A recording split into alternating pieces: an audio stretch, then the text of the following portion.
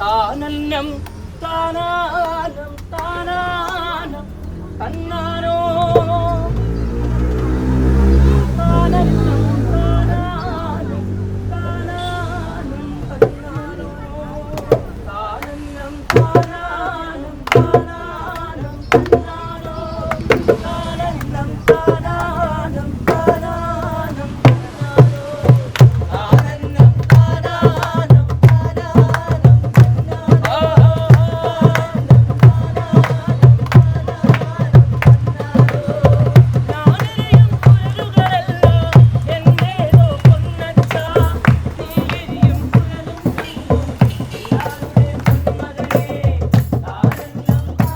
എൻ്റെ പേര് ജോബുലാൽ റജി. മാനവീത്ത് കരോൾസ് എന്ന് പറഞ്ഞിട്ട് ഞങ്ങളുടെ ഒരു ഷോപ്പുണ്ട്. അവിടെ ജ്യൂസറായിട്ടാണ് ജോലി ചെയ്തത്. അപ്പോൾ അതുകൊണ്ട് തന്നെ മാനവിയും ഞാനും തമ്മിൽ വലിയ ബന്ധമുണ്ട്. എനിക്കിന്നൊരു ഫാൻറ്റസി വേൾഡായിരുന്നു സത്യം പറഞ്ഞാൽ തിരുവനന്തപുരം. എൻ്റെ ട്രിവാൻഡ്രത്തെ എല്ലാ സൗഹൃദങ്ങളും മാനവിയിൽ തന്നെയാണുള്ളത്.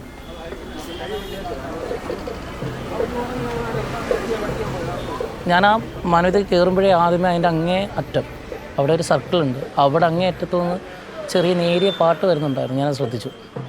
ഞാൻ അവിടെ ചെല്ലുമ്പോഴത്തേക്കാണ് മനസ്സിലാകുന്നത് സംഗീതം ഇഷ്ടപ്പെടുന്നവരും സംഗീതം അറിയാവുന്നവരും അവിടെ ഒത്തുകൂടും. ഇന്നത് കലയ്ക്ക് ഏറ്റവും പ്രാധാന്യം കൊടുക്കുന്ന ഒരു സാംസ്കാരിക വേദിയായിട്ടാണ് മാനവീയം മാറിയിട്ടുള്ളത്. എൻ്റെ ലേബിൾ മാറ്റി ഞാനൊരു ഗായകൻ എന്നുള്ള ലേബിൾ തരുന്നത് ആദ്യമായിട്ട് മാനവീയമാണ്. മാനവീയം എന്ന് പറഞ്ഞൊരു സ്ഥലം, അത് വർഷങ്ങൾക്ക് മുൻപ് ഞാൻ വന്നിട്ടുണ്ട്. കുറേ ഇരുണ്ട വെളിച്ചവും രണ്ട് സൈഡും ഇരുട്ടിനുള്ളിൽ നേരിയ വെട്ടം മാത്രം നിലനിന്നൊരു സ്ഥലമായിരുന്നു അന്ന് മാനവീയം.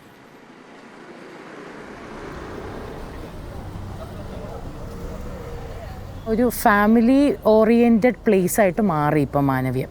ഫാമിലിയിലോട്ട് മാറിയപ്പോൾ അവർക്ക് ആ ഒരു ക്യൂരിയോസിറ്റിയും അല്ലെങ്കിൽ അവരുടെ ഒരു ജഡ്ജ്മെൻ്റൽ തോട്ട്സും എല്ലാം നമുക്ക് അത് ഭയങ്കര അൺകംഫർട്ടബിളാണ്.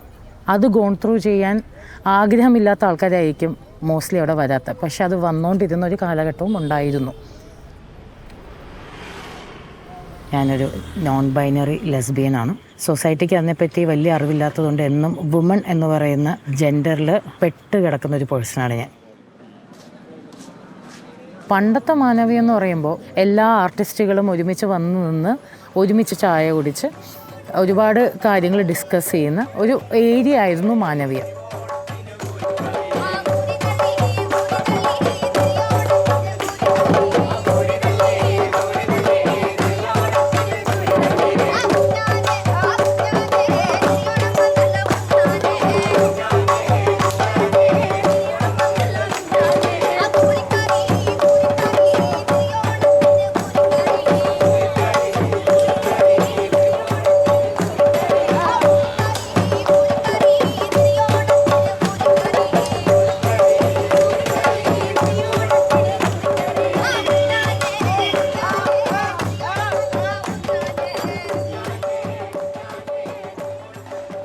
പണ്ട് തൊട്ടേ പല പ്രോബ്ലംസ് അവിടെ നടന്നിട്ടുണ്ട് എന്നുള്ളത് സത്യമാണ്. നമ്മൾ മറച്ചു വെച്ച് പറയേണ്ട ആവശ്യമില്ല.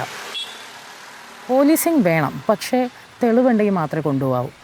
എനിക്കെന്നെ പേഴ്സണലി അങ്ങനെ അനുഭവമുണ്ട്. ഞങ്ങൾ ജാം ചെയ്തുകൊണ്ടിരുന്ന സമയത്ത് എൻ്റെ ഒരു സുഹൃത്തിന് ഒരു അസംഷൻ്റെ പേരിൽ കഞ്ചാവാണ്, അല്ലെങ്കിൽ അയാളുടെ ലുക്കിൻ്റെ പേരിൽ, അല്ലെങ്കിൽ അയാളുടെ കളറിൻ്റെ പേരിൽ ഒക്കെ പിടിച്ചുകൊണ്ട് പോകുന്നത് ദാറ്റ്സ് നോട്ട് ഫെയർ.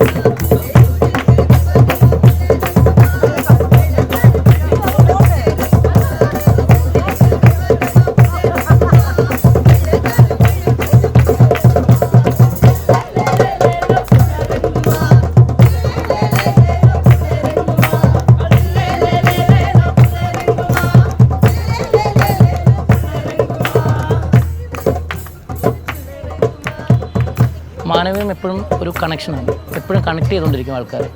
ഈ മാനവീയം ആർക്കും ആരെയും അപരിചിതമായി വെക്കാറില്ല. എന്നും പുതിയ പുതിയ ബന്ധങ്ങൾ ഉണ്ടാക്കിക്കൊണ്ടേയിരിക്കുന്നു ഇവിടെ.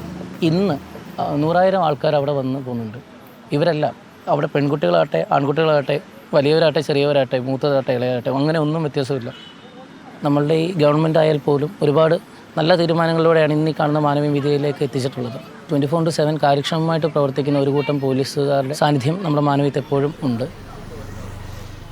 ആ സമയത്തൊക്കെ ഞാൻ വളരെ ക്ലോസറ്റായിട്ട് എന്നുള്ളൊരു പേഴ്സണായിരുന്നു. പുറത്ത് വരാൻ പേടിയുള്ളൊരു പേഴ്സണായിരുന്നു. I met a lot of friends, എന്നെപ്പോലെ തന്നെ ചിന്തിക്കുന്ന, എന്നെപ്പോലെ ഒരുപാട് ഇമോഷൻസ് ഫീൽ ചെയ്യുന്ന ആൾക്കാരെ മീറ്റ് ചെയ്തിട്ടാണ് ഞാൻ എൻ്റെ സെൽഫിനെ റിയലൈസ് ചെയ്യുന്നതും ഞാൻ മനസ്സിലാക്കുന്നു. സോ അവിടെ നിന്ന് ഇവിടം വരെയുള്ള എൻ്റെ ജേർണിയിൽ ഒരു പ്രധാന പാർട്ടാണ് മാനവീയം.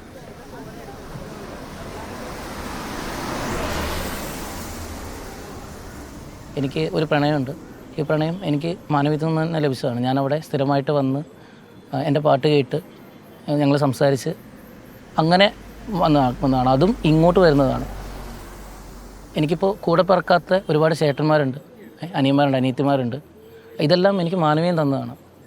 നിങ്ങളുടെ ചിന്ത അല്ലെങ്കിൽ നിങ്ങളുടെ പ്രവൃത്തിയാണ് ഇവിടെ ചീത്തയാക്കുന്നത്.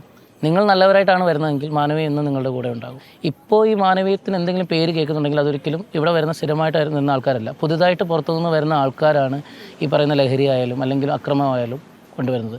മാനവീയം അറിയാവുന്ന അല്ലെങ്കിൽ മാനവീയത്ത് വരുന്ന സ്ഥിരമായി വന്നുകൊണ്ടിരിക്കുന്ന ഒരാളും അങ്ങനെ ചെയ്യില്ല. ഞങ്ങൾക്ക് കുറച്ച് പേർക്ക് മാനവീയം ഞങ്ങളുടെ വീട് തന്നെയാണ്. ഞങ്ങളുടെ സെക്കൻഡ് ഹോമാണ് മാനവീയം.